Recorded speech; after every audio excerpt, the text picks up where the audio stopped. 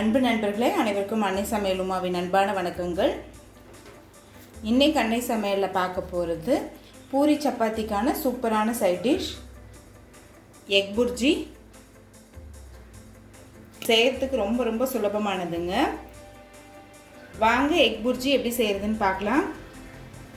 பொடியாக நறுக்கின இஞ்சி, பொடியாக நறுக்கின பூண்டு,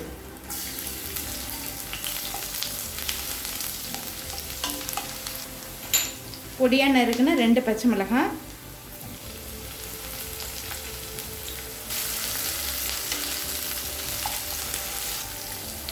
பொடியாக நறுக்குன 2 பெரிய வெங்காயத்தை சேர்த்துக்கலாம்.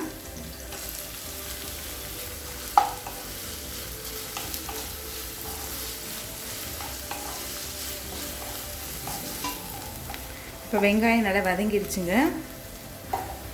அடுத்தது 2 தக்காளி சேர்த்துக்கலாம். இது சின்ன தக்காளியாக இருக்கனால நான் 2 போட்டிருக்கேங்க. பெரிய தக்காளியாக இருந்தால் 1 போதும்.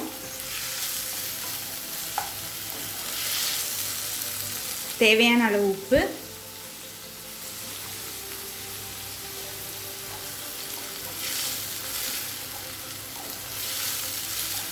அடுத்தது 1/4 கப் கேப்சிகம் சேர்த்துக்கலாங்க.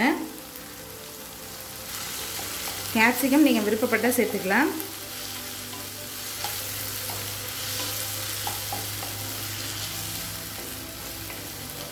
அடுத்தது 1/4 டீஸ்பூன் மஞ்சள் தூள்,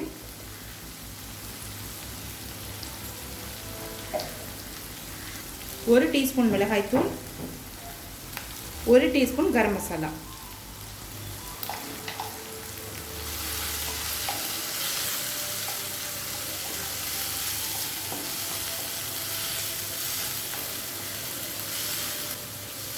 இப்போ மிளகாத்தூள் வாசனை போக 1 நிமிஷம் வரைக்கும் நல்லா வதக்கிக்கலாங்க.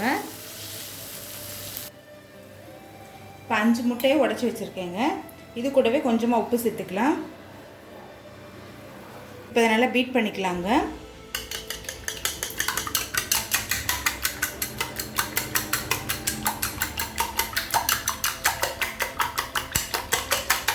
இப்போ இதை நல்லா பீட் பண்ணியாச்சுங்க. மிளகாத்தூள் வாசனை போக 1 நிமிஷம் வரைக்கும் நல்லா வதக்கியாச்சுங்க. இப்போ அடித்து வச்சுருக்க முட்டையை நம்ம இதிலே சேர்த்துக்கலாம்.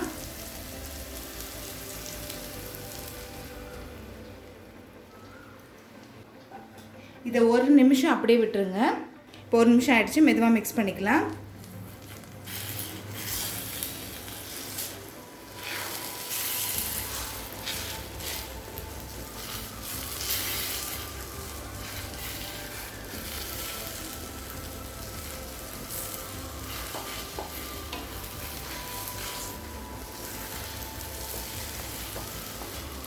இப்போ முட்டை நல்லா வேகிற வரைக்கும் வெயிட் பண்ணலாங்க. பாதி வெந்துருச்சுங்க.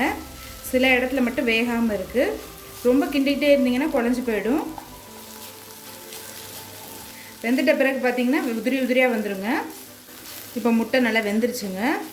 இப்போ கொஞ்சம் கொத்தமல்லி சேர்த்துக்கலாம். இப்போ எக் புர்ஜி ரெடி ஆகிடுச்சுங்க. சர்வ் பண்ணிடலாம். இப்போ முட்டை புர்ஜி ரெடி ஆகிடுச்சு. சர்வ் பண்ணிடலாம். இப்போ சுவையான எக் புர்ஜி ரெடி ஆகிடுச்சு. ரெசிப்பியை ட்ரை பண்ணி பாருங்கள். கண்டிப்பாக உங்களுக்கே பிடிக்கும். ரெசிபி பிடிச்சிருந்ததுன்னா வீடியோவை லைக் பண்ணுங்கள், கமெண்ட் பண்ணுங்கள், ஷேர் பண்ணுங்கள். இது வரைக்கும் அன்னை சமையல் சேனலை சப்ஸ்கிரைப் பண்ணலன்னா சப்ஸ்கிரைப் பண்ணுங்கள்.